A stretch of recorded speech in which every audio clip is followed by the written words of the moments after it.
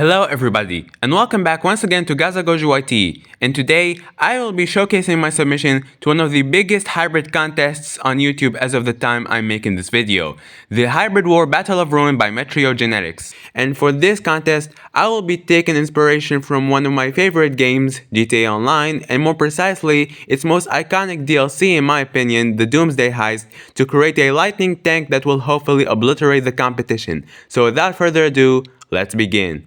The first genetic contributor in my hybrid's genome is Stegosaurus stenops. This will be my hybrid's base genome, providing the overall body shape, with its primary weapon of choice being that long but flexible tail armed with 4 thagomizer spikes, as well as its gular armor for protecting the throat. The second genetic contributor in my hybrid's genome is Cantrosaurus aethiopicus.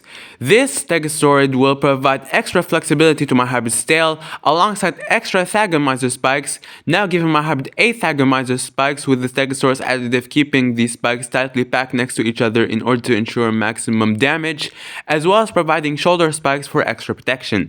The third genetic contributor in my hybrid's genome is Ledumahadi mafube. The largest sauropod to ever exist in the fossil record will be used to moderately increase my hybrid's size and muscle mass, with augmentations to the skeletal frame for better structural integrity and durability, in addition to providing its hind limb structure as well as modifications to the pelvic anatomy, allowing my hybrid to better support its weight, transition more comfortably between bipedal and quadrupedal stances while still being able to swing its tail effectively. And lastly, it will provide its forelimb structure with sharp claws that will allow my hybrid to effectively defend itself when confronted up front. The fourth genetic contributor to my hybrid's genome is the bar-headed goose. Coming straight from the Himalayas, this goose provides oxidative stress-resistant muscles, high-affinity hemoglobin, proportionally larger heart, lungs, and chest cavity, metabolic control, dense capillary and muscles for optimal oxygenation, high red blood cell/mitochondrial density, low blood viscosity, gular fluttering, specialized enzymes to facilitate cellular breathing, and so on and so forth, basically turning my hybrid into the ultimate master of stamina, as well as granting it greater vision for better depth perception.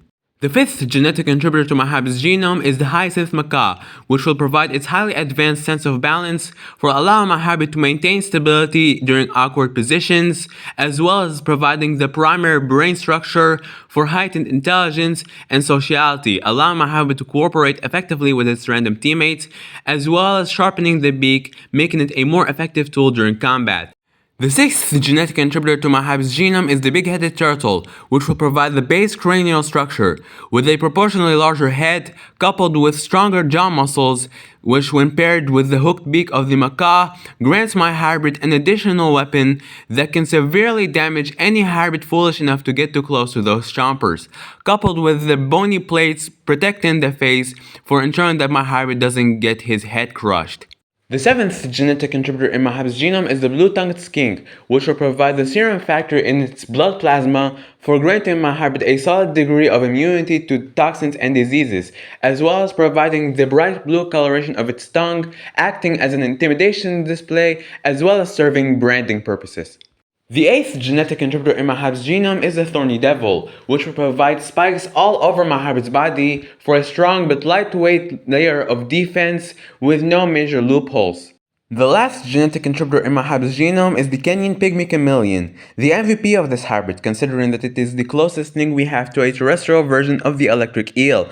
Allow me to explain. This species of chameleon boasts an incredibly interesting defense mechanism. Using rapid muscle contractions at the level of the ribs, it can vibrate its body at extremely high frequencies, with the slightest touch causing disruptions to the electric signals in a predator's nervous system, kinda like what happens during an electric shock. Scaling up this trait, the mechanics are going to change obviously, as the larger muscles would contract at lower frequencies, but besides retaining the electric shock effect, the far greater energy output would generate what could be best described as a localized earthquake, causing opponents to lose their balance, and with the goose and macaw contributions counteracting the energy/heat and balance issues respectively, my hybrid can leverage this defense mechanism to its full potential. Now that the genome is done, it's time for me to introduce my submission to the Hybrid War Battle of Ruin. Chorus Fulminus, name meaning the lightning tank, codenamed Kanjali, height 4.65 meters or 15.25 feet in its quadrupedal stance, 5.2 meters or 17 feet in its bipedal stance. Length 8.25 meters or 27 feet, and weight 8 tons. A highly versatile combatant, well equipped in terms of offense and defense in order to tackle a wide range of opponents, capable of working effectively in a group or on its own, while still being very well adapted to a wide range of arenas and environments. I think it's safe to say that Kanjali will hopefully make a thunderous impact in this contest.